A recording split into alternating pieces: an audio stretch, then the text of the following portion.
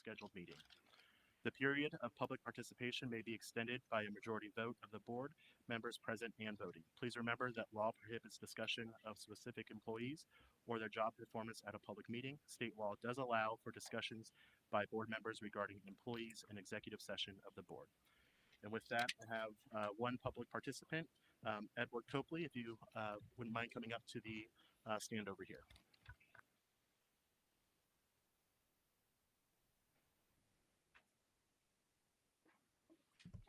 Good evening.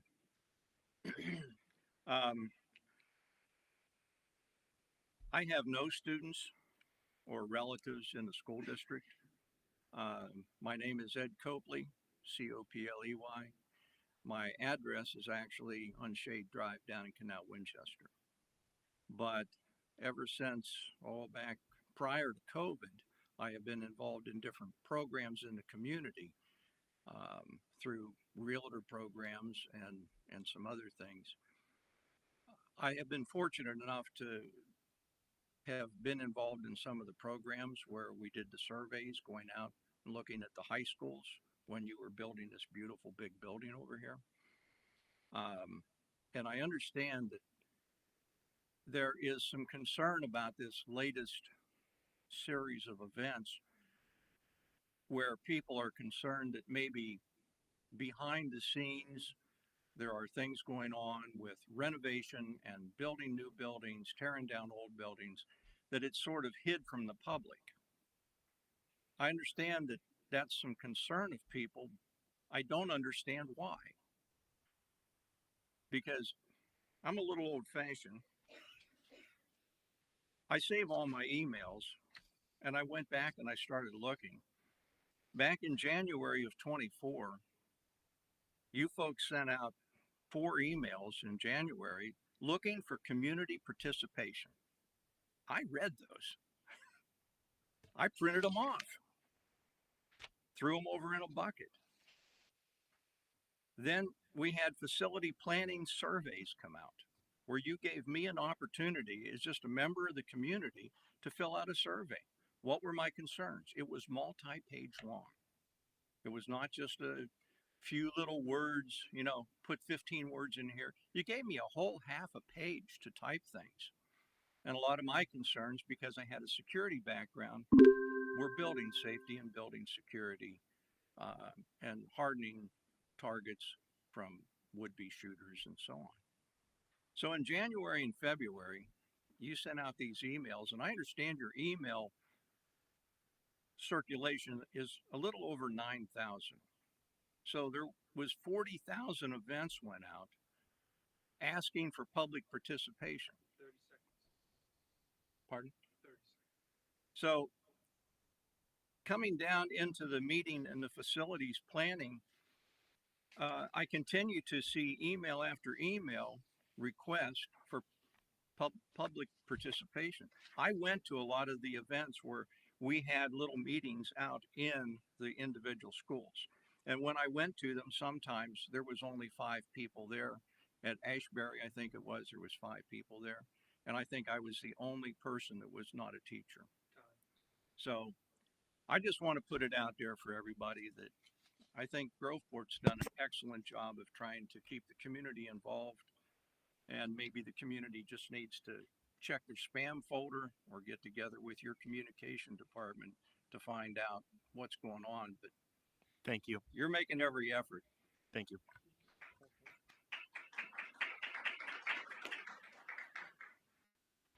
All right, on to item E, recognitions and presentations.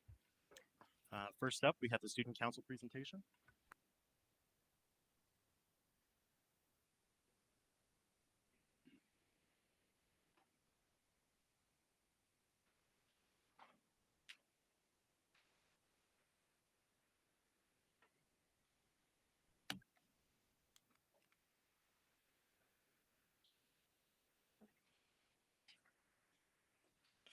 Hello, good evening everyone. My name is Jayla Clark and I'm the student council president. And hello, my name is Asadi and I'm vice president of student council. So we just had a little presentation to kind of show off all the things we've done this school year in student council, the different events we've planned and seen through, and the different volunteerings we've done. Okay, so first off, we did a homecoming theme, and the theme was Enchanted Forest, and there was a lot of the student council that volunteered to allow this to happen, and we were able to do like a fake waterfall and some trees and like fairy lights to represent that Enchanted Forest. And some here's some of the other pictures, like the entrance to make it more like enchanted themed. And as well, we also laid out tables to make it more flowery and magical. There was also a Thanksgiving food drive. We were able to collect a total of 741 non-perishable food items for the Groveport food pantry, and students at Closer campus donated over 230 items, which resulted in them winning an ice cream party. And here are some of the cans, and this is only one third that's shown here. There's way more. Student council was also able to sell candygrams during their lunch periods, where students were able to buy candy and for them to send it to their friends during cruiser time. And all the money that we raised from that was sent for adopted family.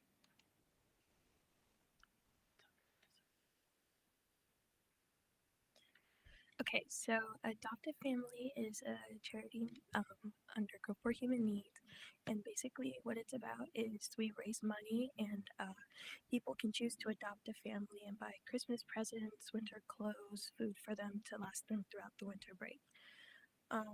We did a change war in student council where we asked people in our school in different classrooms to donate any spare change they had, and whichever classroom raised the most money would get a donut party. Our winning class was Mrs. Alkire's Cruiser Time, and they donated a total of $1,141.40. And a special shout out to Mrs. Villanueva's class because she went above and beyond to get alumni and people outside of the school to donate to the charity as well. And her class ended up raising over $1,700. So in total, we raised $2,538.18, and we matched that donation to a grand total of $5,100 to adopt a family.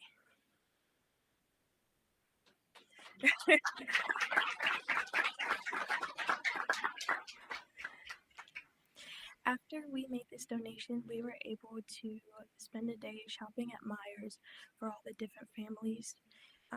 A lot of students volunteered to just go around and buy toys, different clothes and foods, things like that. Just like giving up their free time to help out. And here's a picture of all the people that volunteered and one of the carts full of food that people shop for. And then we were able to help 304 children from 104 families in our community. And then here's just another picture of some people at the shopping and a cart full of food. And a couple more pictures of other students shopping. We also had our annual holiday party about a week before we went on to winter break. We watched Elf, and people brought in foods for us to all snack on, and we also had a gift exchange. And then last, we just have our upcoming events. So we may add on to this, but we have our Valentine's Day candygrams that we're going to sell, helping out with prom, and Champions Day, which is kind of a field day for the kids with disabilities in our district, and student council sends volunteers to just kind of help run that. And then we also have graduation. Is there any questions or comments?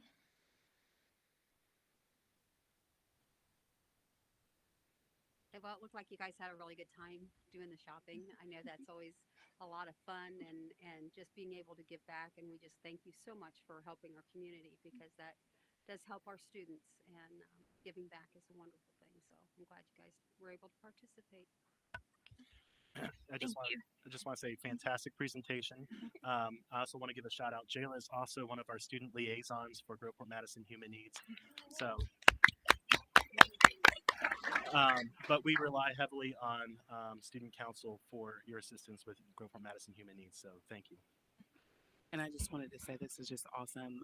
And I wanted to know how much are the candy grams? Do you have a price yet? What are they? Usually it's only $1. $1 to $2. Yeah, Okay. and usually like very few days left. It's like $1 for two. Okay. Yeah. Okay. Well, you guys did a great job, and thank you for all that you're doing in the community and engaging your fellow students at school to get involved and give back. Yeah. Thank you so much. Thank you. Thank you.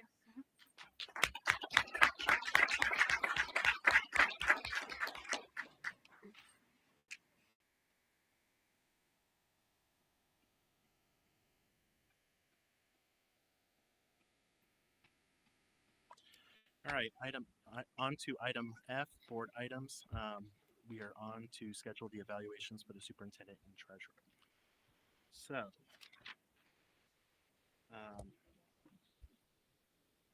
my thought was we do the evaluation for the treasurer in February's meeting. Add that to the agenda, and if we keep our presentation short, I think we could do it all in one meeting. And then maybe do the superintendent evaluation in March. But I wanted to see your guys' thoughts. That's fine. So it'd be a regular meeting, not a special meeting, correct? Correct. Add it to the regular meeting in both February and in March. Okay. Does that work? That's fine with me. That's fine with me.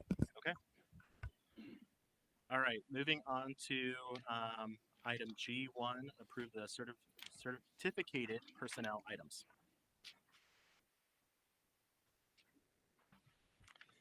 Okay, the superintendent recommends that the Groveport Madison Schools Board of Education approve the following certificated personnel items as outlined on the attachment. So moved. Second. Okay, I have Libby first. Wait a second. Nothing really to add unless you have questions for me. I think it's pretty self-explanatory.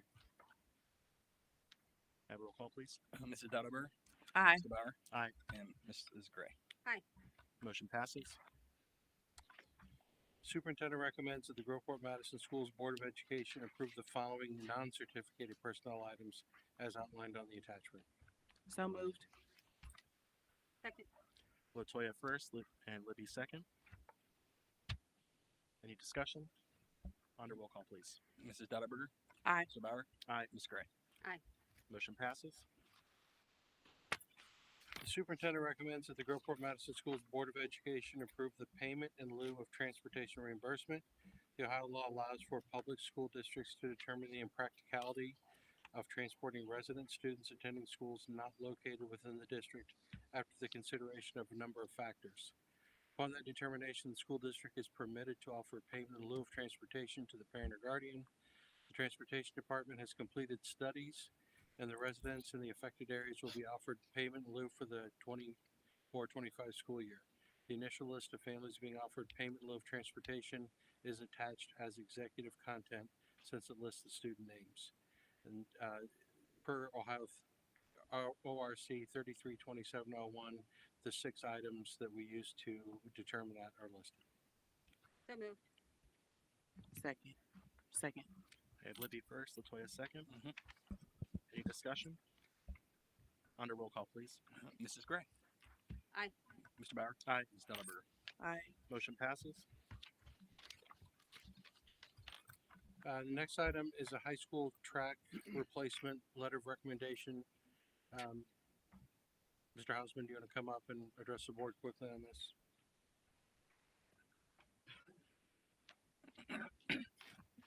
Good evening. The high school track is in need of replacement. I've worked with Shore Architects to put together a package. It was advertised, it was competitively bid. Okay. And so Heiberger Paving is the successful bidder. It came in on budget. So we are asking for approval tonight to move forward with the track project and also pick up the one alternate. There was three listed, but this is alternate one, and that's relocation of the discus and shot put area. It's in need of replacement anyway, and both the athletic director and the track coaches would like to relocate it to the other side of the field in a grassy area. So moved. Second, I do have a question though. How many bids did we get total? There was actually two, but one came in late. So they weren't here on time, and it's the athletic director is actually going to bring it over to me. They weren't even here that day. Okay.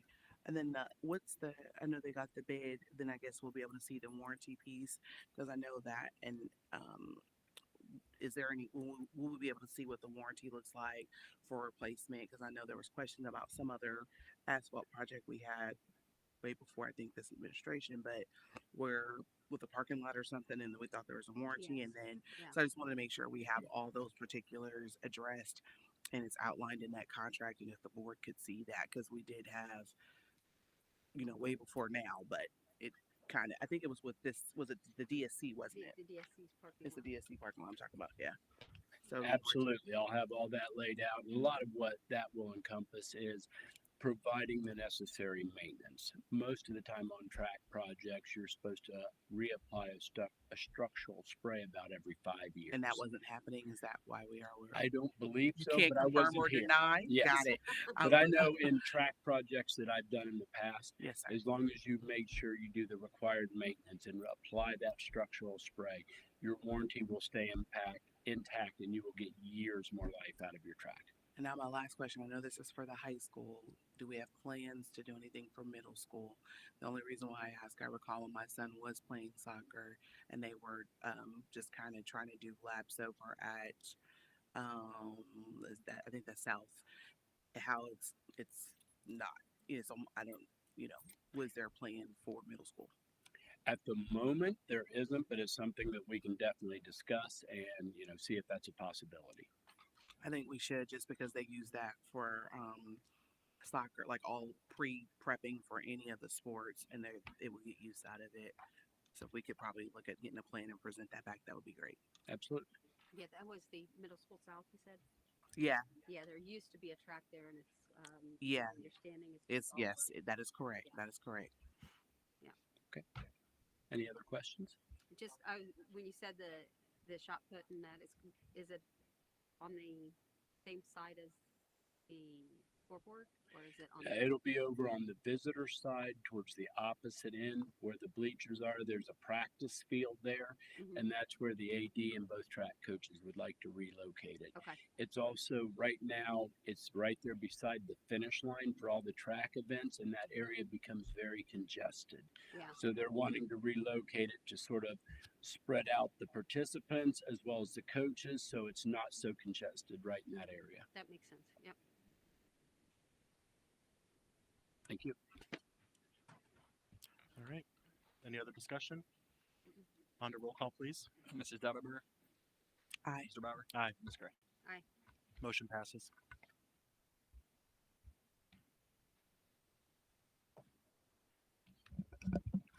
Okay, on to the treasurer's agenda. All right. While I'm getting my stuff looked up for my reports, the first presentation I want to have Josh and Mark come up, and this is talk about the facilities master planning, and also talk about this is the bond levy that we're going to be asked to have a resolution to proceed here in a moment. That they're going to present on all their findings and stuff. Thank you. Yes, and thank you for having us this evening. Josh Petrovich from SHP. It's good to see everyone. Happy New Year to everyone. Tonight is not new information. This is a refresher, if you will, on the master planning. And so I'll move through this relatively quickly. If there are any questions, I'll stop. If anybody would like to go back in detail and take a look at anything. In regards to what I'm going to touch upon tonight, just a quick reminder of the meetings and the presentations that we gave as the master planning process. We'll talk a bit about the OFCC, the full master plan versus what we're trying to do as part of segment 2. And then the last piece is the local share and the LFI planning costs. and next steps, and that leads into the information that Mark and Adam are going to present to you. There are a couple pages here of all the information and different presentations that we gave as part of the master planning process. I appreciate Ed coming up tonight and speaking to that. Ed was part of our facility master planning team and was present for a lot of these different presentations. Our goal with this was not only did we open up the invites for the facility master planning committee, but we also went out to each of the elementaries to make a presentation. I was transparent with the board that part of that was also me getting back into those buildings and seeing them again, and having an opportunity to walk them and walk with community members so that I could, again, when I was speaking about the shape of the elementaries, understand what they're we're going through firsthand as far as ongoing maintenance and issues at each of the buildings. And so you can see through the spring, we had all of our facility master planning meetings. And then on top of that, there were a number of meetings that took place throughout this process, not only from us making presentations to the board to provide you with updates, but also presentations that your administration made at State of Schools, the presentations that we made not only to the city of Groveport, but also to Madison Township. And so just a number of different opportunities for the public to get an update, for your community to get an update on this process. And on top of all of that, we also had continual updates to the master planning website, and then district social media updates on all of your accounts. And so there's been a lot of information that's been shared with the community and shared at large. And just a refresher again on your relationship with OFCC.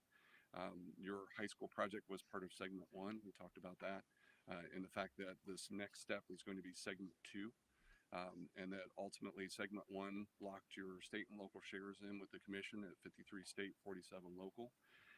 That you have received an offer of funding, and that offer of funding has a window on it, right? That ultimately that offer of funding is available to you until November of 2025. And so you have an opportunity, obviously, to go back on the ballot in May, and you have one last opportunity to go back on in November if you're unsuccessful. And that ultimately, once November of 2025 passes, then that money goes on to other districts to fund their projects. And ultimately, if you chose to proceed forward, you would have to do it and wait for the state to be able to reallocate those funds. And then the last piece is the difference between the local share versus the local funded initiatives, and I'll talk a little bit about the details of those. Again, looking at the full master plan, we understood that we weren't able to tackle the full master plan at this time, in part because OFCC was only able to help us with a portion of that master plan. And so as what we identified from your facilities master planning committee is a full replacement of the elementary schools and the middle school buildings. And you can see the configuration here where we would go to 3 K4 elementary schools, 3 5-8 middle schools, and then an additional addition to the high school, and then also a solution for career tech, which is sort of undefined at this point. It might be in addition to the high school. It might be something that happens with the additional property that you own across the street.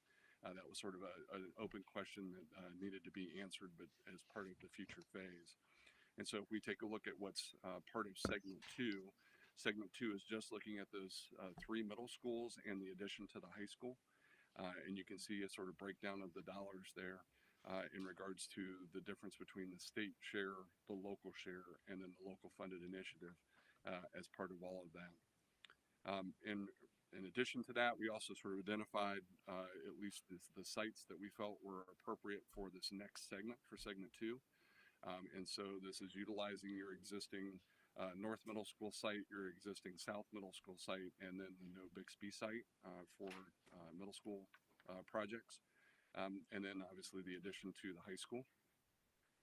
And as you take a look at those, one thing I would caution you on talking about the possibility of doing track improvements, I might hold off on that a little bit just until if we are successful with the bond issue. I think the track locations are probably the prime spot where we're going to put a new facility. And so that may allow you that once the old facility comes down to potentially update your tracks at that point. I think it's probably the right timing for that. So again, looking at north and the Sedalia site, And again, Sedalia would be in the future, in the future segment. Segment 2 is just looking at the middle school, the No Bixby site, and looking at the possibility of a new middle school at that site. And then the last site is obviously the middle school south site, where we would look to build a new facility and take the old facility down. And so we've identified the fact that there is adequate land to allow those to happen, have those construction projects happening while school is still in session, and then ultimately make the correction or the updates to the site that are necessary once we have the new facilities in place. At the high school, we identified a combination of possibilities of where additions could potentially take place. There are multiple things that need to happen at the site. We need additional academic space. We also need to expand the student dining, so that might be a multiple addition sort of project of taking a look at sort of 3 different distinct additions to the middle school, or excuse me, to the high school. That project, I think, obviously once it gets into design, we're going to further investigate that to figure out the right way to do that. But I do definitely think it's at least going to be probably 2 additions just to extend that student dining space and allow that student dining capacity to be increased for the student load. This is the detail breakdown of the projects, breaking out both the state and local share. And then the one thing that I wanted to point out to the board, we had long conversations about this during the approvals for the last bond issue. Just in regards to the local funded initiatives, we have 3 categories that we identified that are extremely important. I want to make sure that everybody has a refresher on why we identified these 3 pieces. Number 1 was for inflation, and then for protection on the Ohio School Design Manual. Just a reminder that right now the OFCC budgets we found are okay at supporting the sort of good tier of materials and systems and all those kinds of things. And if the district wants to allow for the possibility of either upgrading some flooring or upgrading HVAC systems to get more economical or more efficient with HVAC, or upgrading your roofing, just any of those things, we wanted to make sure that there's money built in to allow for you to be able to consider that during design. And then the last piece is really inflation protection. And so we did include some money there that ultimately, if we weren't successful in November and we ultimately ended up coming into 2025, that we had some money there to protect us for inflation, because just a reminder that inflation doesn't stop, right? From a construction cost standpoint, your dollar continues to get weaker as we proceed forward. And so the amount of time that it takes between us, you're being successful at the bond issue, the design process, and to get out to bid, and as that window moves, inflation increases. And so we wanted to make sure that there were dollars there to protect us. The last piece was the place of shelter construction premium. If you remember, we had a long conversation about having an opportunity to at least harden a portion of the building, to each of the building facilities, to allow for some storm, I won't call them tornado shelters, I will call them storm shelter areas, where ultimately we could feel comfortable that students would be able to go in the case of inclement weather. So looking at areas where we would potentially do more concrete block construction, more sort of hardened construction, but not taking that to the level of what OFCC defines as sort of a tornado safe zone. So ultimately we included some money there to be able to accommodate that as part of the projects. And so that's what defines your overall total local share. That's the local share of the co-funded project plus the 100% local funded initiatives. And that's what gets us to our $78 million number, which I think gets rounded because bonds are bought in $5,000 increments, right? So ultimately that number has been rounded. So next steps, obviously the board's already passed the resolution of necessity. You passed that at your last board meeting. The second piece would be tonight passing the resolution to proceed with the bond issue. And then our recommendation to the district administration team is working with the team basically to take a little bit more in-depth review of the November ballot, just understanding now that we have the information from the county auditor to sort of look at that in depth and understand who came out, right? And understanding, did we see our parents come out? Did we see our community members come out? We won't be able to see if they supported, but we will be able to see if they attended, right? If they did, ultimately cast a ballot. I think setting a communication plan, working with Ty and his team, and sort of thinking about what a communication plan looks like for moving forward with the ballot. And then really talking about the possibility of creating a formal campaign committee, right? This last go around was really sort of more a higher level, if you will, communication effort from the district. There is that opportunity to think about creating a campaign team that would sort of take on that role for the district and really push that forward. So I'll entertain any questions that the board might have. Adam, can you walk us through the cost to the taxpayers again? I know we had mentioned it last month. Okay, perfect. And then also, what happens if this doesn't pass us with the state funding? Hey, Mark, you want to welcome that? Anyone else?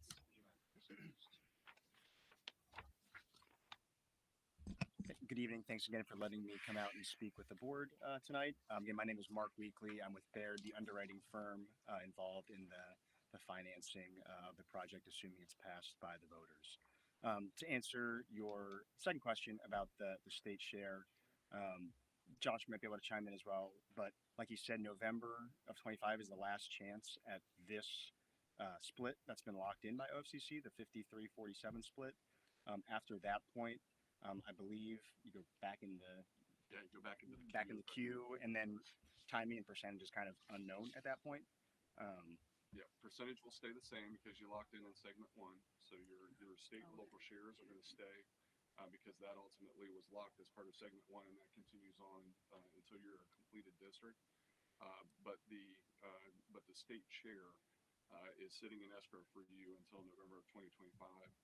If you're unsuccessful in May and November, then the state share moves on to fund other districts, and then you become what they call a lapsed district, meaning that you need to go get the local share first, and then the state will come to you once they're able to make up that money. Gotcha. Can I ask a question on that? So you say if we have to get the money first, do we set it as that the taxes start being collected now? Like, so say we were in that lapse and we pass it, does the taxes start at that point, or do we have, can we delay them to start when the funds are available from the state? Interesting question. I'm not sure I know the answer to that. It Okay. ultimately would come down to when you sell the bond. Yeah, so I think, and again, this is probably more of an attorney question. Your Counselor Bricker Graydon. We've seen in the past sometimes, just based off timing for whatever reason, you can, to your point, delay collection of the property taxes. Not something we see very often. Maybe you do it by a year or so, but we work on several deals that have this OFCC contribution with it, and we normally still sell the bonds as quickly as possible just to get the money in, and then have that funds come on the back end because you're going to start having construction costs for planning. So Right. it's something I think you could do legally, maybe not the most advantageous for several reasons. Usually just trying to get the money in hand quick to make sure you can be flexible on what you need to do. How many years is it usually when the state says, okay, the money's available to you? If I knew, I might not be here because it's a crystal ball to Okay. see the future. It varies, and a lot of times it's kind of hard to nail down a specific number on that. They play that close to the vest because they don't know, because a lot of times it depends on what other school districts that may be ahead of you are approved at the ballot or not. So I wish I had a better answer, but Okay. it changes per district based off ranking. All right, thank you. Anything else for Josh before we move on to the cost for the bonds? No, I just want to make a real quick statement here that we are not advocating one way or another for this bond, and then the campaign committees must be a voluntary committee, so our school district would not be the ones in charge of putting that together. Thank you. So I did pass out two pieces of paper that kind of have factual information on what the bond cost, millage, and per homeowner would be based off our analysis as of today. If you look at the sheet that's kind of half filled, it just has the one line across. You'll see per Ohio Revised Code, based off how the ballot works, there's several different plugs. You have the bond issue amount, the local share, you have the term, you have your property tax, and you have an estimated interest rate. The amount, the term, and the assessed value of the district are fixed, and based off our analysis as your underwriter and along with your municipal advisor, we've come up with an estimated interest rate, and that spits out a cost per homeowner and a millage rate that will be seen on the ballot. And right now, that is 2.33 mils. And if you see in those green boxes there, per your average home value, and that's per the U.S. Census of 166,200, it's 135.54 annually, and then per $100,000 homeowner, which will show up on the ballot, that's 81.55. Then, if you look at the larger document, what we did is broken it down by average home value on the far left from 80,000 up to 250, and you can just see that in a daily, weekly, monthly, semi-annual, and annual cost, just to put it in different terms as to what that means to various taxpayers.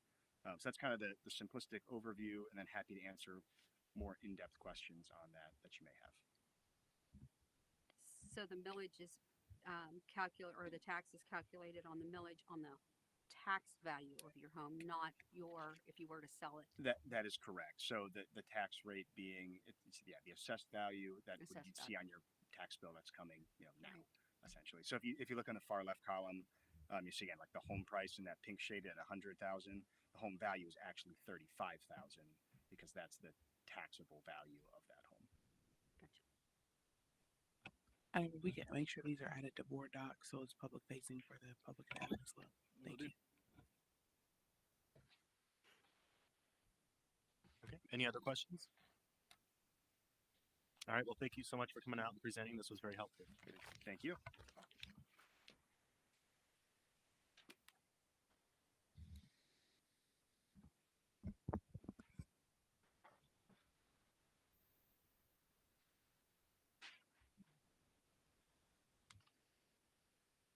The next item is the actual resolution to proceed. The treasurer recommends that the Groveport Madison Schools Board of Education approve the resolution to proceed with the bond levy. So moved. Second. I have Libby as first, Latoya as second. Any discussion? On to roll call, please. Mrs. Gray? Aye. Mr. Bauer? Aye. Mrs. Donnenberg? Aye. Motion passes.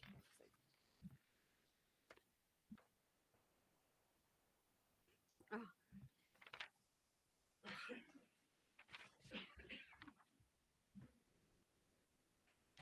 All right, moving on to my reports. Let me open this up.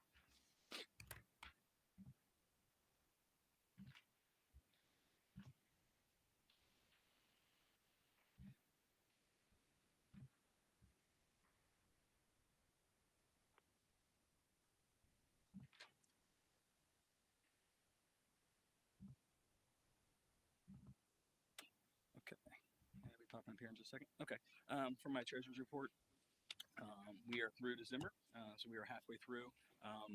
Real quick, my numbers are right on par with what I did my last 5-year forecast that I did. So I'm very happy with the numbers coming in.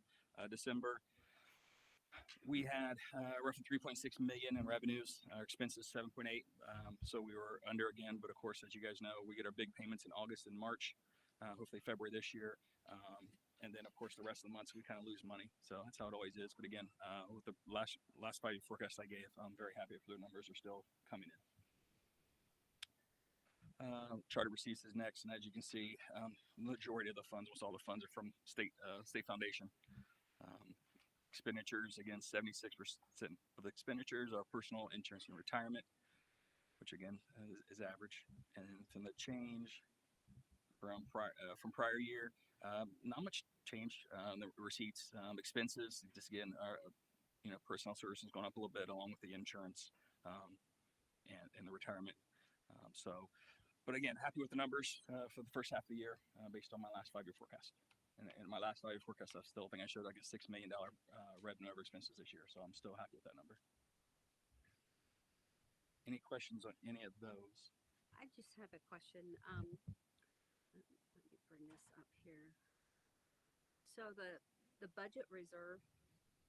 Yes. That was set at 3 million. 3.1. Yeah. I think maybe my third year Years ago. on board. And I was wondering if that was something that maybe we should look at increasing. We can. I can bring Just numbers so in that February, we're, March, or because at that time it was when we had absolutely no money and was borrowing from future. So we wanted to make sure that when we were budgeting everything, that we were including a reserve and to start building a reserve. So I was thinking that this is something that maybe we should look at increasing that. I can look at that. Yep. Thanks. Okay. Yeah, I was gonna ask the question, what would that look like? Were you thinking like yearly increasing it by a percentage, or were you looking at a flat rate to get to in the next 3 years, 5 years? Um, it could be either way, whatever you would think, but I just know that that's been steady. And we reached that goal, so I think that we need to stretch ourselves and get it. Okay. A new goal there. Since this was when you were there, how long did it take when we were there to get to here, just for context, because I was not here? I would say like 5 years. And it was a while before we were able to get ourselves in better position. Okay, thank you. Mm-hmm. I can work on that. And my next item is my savings update. So we had a little bit in October, and then we're adding a little bit on for, again, we're just moving some of the utilities from the 06 fund to the 06 fund from the general fund. So this year we'll save about 141,000. Last year we saved 5 million. But remember, I just want to let you know that about 1.9, almost 2 million of the savings from last year keeps rolling over year after year. So it's 5 million 1 year, it's plus gonna be 2 plus some more savings. But it's at 2 million rolling over year. And also, of course, the bond swap we did, it's almost $500,000 over the next 35 months too. So again, we're trying to save when we can and where we can. Yep. And then my Good job, last thing Adam. is, oh, thank you very much. And then the last thing is just the Franklin County tax budget that you guys have in your packet. It just has to be, to the county by the 15th. So that's kind of why we're having this meeting on the 13th. To be honest. And I do need a vote on the fact, and I will. So the motion is Treasurer recommends Madison School Board of Education approves the Franklin County tax budget. So moved. Second. I have Libya's first, Latoya second. Any discussion? Hearing none, on to roll call, please. Mrs. Gray. Aye. Mr. Bauer. Aye. And Ms. Stoutenberg. Aye. Okay. Motion passes.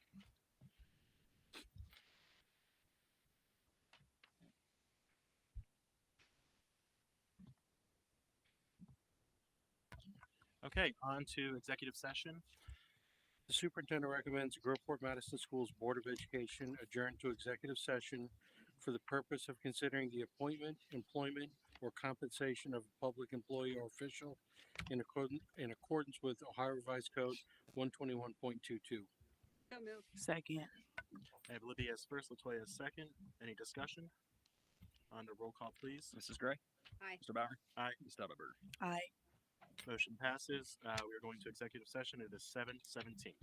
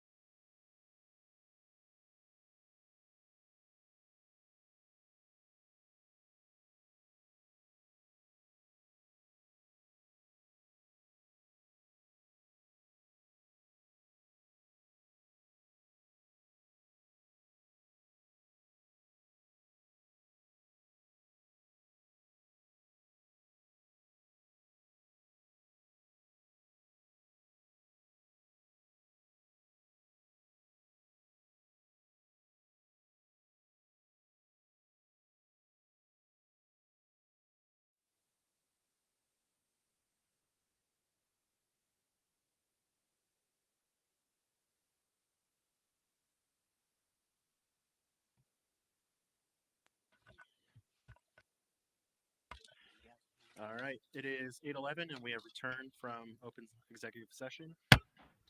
On to item K, comments, announcements, and other business. Does anyone have anything?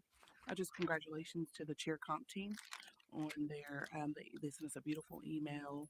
So congratulations to the entire team and the leadership, Miss Hubner, Miss Sleeport. We're really, really, really proud of you all. I second that. I third that. Anything else? All right, on to item L, adjournment. Can I get a motion to adjourn? So moved.